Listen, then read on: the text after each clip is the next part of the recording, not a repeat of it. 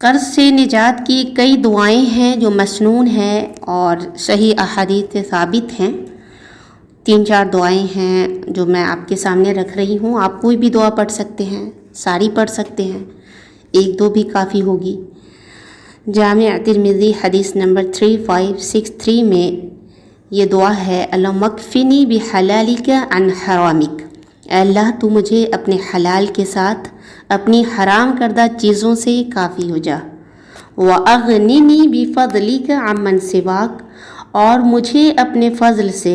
اپنے ما سوا سے بے نیاز کر دے۔ صحیح بخاری حدیث نمبر 6369 میں موجود یہ دعا ہے، اللہم انی اعوذ بک من الہم والحزن والعجز والکسل والجبن والبخل وضلع الدین وغلبۃ الرجال، اے اللہ یقیناً میں تیری پناہ میں آتی ہوں پریشانی اور غم سے، عاجز ہو جانے سے اور کاہلی سے، بزدلی اور بخل سے، اور قرض کے بوجھ اور لوگوں کے تسلط سے، غلبۃ الرجال لوگوں کے تسلط سے۔ صحیح مسلم حدیث نمبر 589 میں ہے، اللہم انی اعوذ بک من عذاب القبر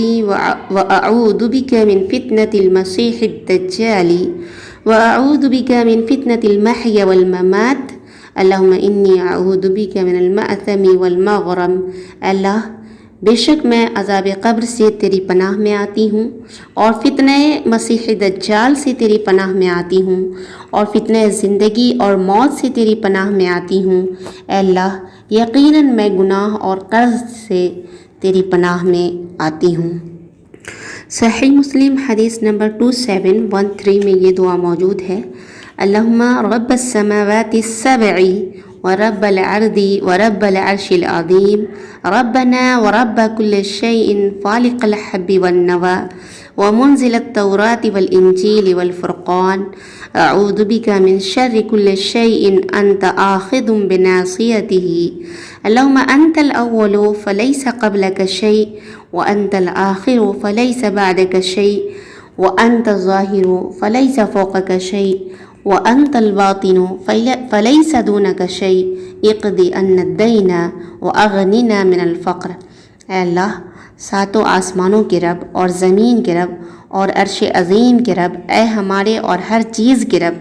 اے دانے اور گٹھلیوں کو پھاڑنے والے، اور اے تورات و انجیل اور فرقان یعنی قرآن نازل کرنے والے، میں تجھ سے ہر اس چیز کے شر سے پناہ مانگتی ہوں جس کی پیشانی تو پکڑے ہوئے ہے، اللہ تو ہی اول ہے، بس تجھ سے کوئی چیز نہیں، تجھ سے پہلے کوئی چیز نہیں، اور تو ہی آخر ہے، تیرے بعد کوئی چیز نہیں، اور تو ہی غالب ہے، تیرے اوپر کوئی چیز نہیں، اور تو ہی باطن ہے، تجھ سے پوشیدہ کوئی چیز نہیں ہے، ہم سے ہمارا قرض ادا کر دے اور ہمیں فقر سے، غریبی سے نکال کر غنی بنا دے، مالدار بنا دے۔